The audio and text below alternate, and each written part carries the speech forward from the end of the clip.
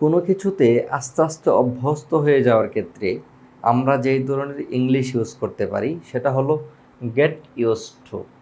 তো এখানে সবচেয়ে বেশি ইম্পর্টেন্ট যেটা, আমরা মনে করি যে টু এর পরে সবসময় ভার্বের প্রেজেন্ট ফর্ম হয়, বাট আপনাকে বুঝতে হবে গেট ইউজড টু যখন থাকবে তখন ভার্বের সাথে আইএনজি নিয়ে আসতে হবে।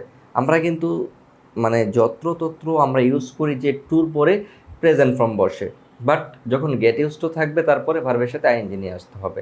যেমন আমি সকালে উঠতে অভ্যস্ত হয়ে যাচ্ছি, I am getting use two walking up early. এই ভার্বের সাথে যে আইএনজি বসছে এটা কিন্তু এই যে এখন আয়ের সাথে কিন্তু অভ্যস্ত হয়ে যাচ্ছে, এটা কিন্তু প্রেজেন্ট কন্টিনিউয়াস টেন্স। সো এখানে আয়ের সাথে এম নিয়ে মানা হয়েছে। আর নর্মালি এই আইএনজিটা হয়েছে যে প্রেজেন্ট কন্টিনিউয়াস টেন্সের ঘটনটা হলো subject plus am is are plus ভার্বের সাথে আইএনজি, এই জন্য এটাকে গেটিং করা হয়েছে।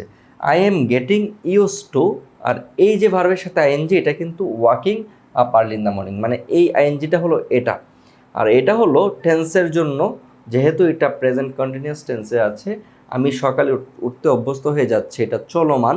সো এইখানে I am getting use two walking up early, তাহলে এটা এইভাবে করা হয়েছে।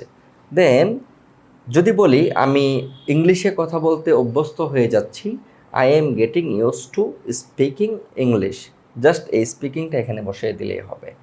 তারপর আমি দৌড়াতে অভ্যস্ত হয়ে যাচ্ছি, তাহলে বলতে পারেন I am getting use two running in the field, আমি মাঠে দৌড়াতে অভ্যস্ত হয়ে যাচ্ছি। তারপর যদি বলেন আমি ক্লাস নিতে নিতে অভ্যস্ত হয়ে যাচ্ছি, I am getting use two taking class, তাহলে আমি কাজ করতে করতে অভ্যস্ত হয়ে যাচ্ছি, I am getting use two working. তাহলে এইভাবেই কিন্তু খুব সহজ। তাহলে এটাকে কিন্তু আবার পাস্ট টেন্স করা যায়। আপনি যদি বেসিক মূল থিমটা আপনি বুঝে থাকেন, তাহলে আমি সকালে উঠতে অভ্যস্ত হয়ে যাচ্ছি, এটা হলো প্রেজেন্ট কন্টিনিউয়াস। আর আমি সকালে উঠতে অভ্যস্ত হয়ে যাচ্ছিলাম, তাহলে এখানে I was getting use two walking up early. সহজ জিনিস। আর আপনি যদি বলেন যে আমি সকালে উঠতে অভ্যস্ত হয়ে যাব ভবিষ্যৎ, তাহলে এখানে আপনি ইউজ করবেন I will getting use two walking up early.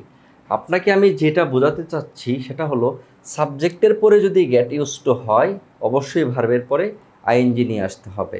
এই বেসিক জিনিসটা আশা করি আপনারা খুব ভালো করে বুঝতে পেরেছেন, এবং এই স্ট্রাকচার দিয়ে যে বাক্যগুলো তৈরি করা যায় এগুলো বুঝতে পেরেছেন। আসসালামু আলাইকুম রহমতুল্লাহ।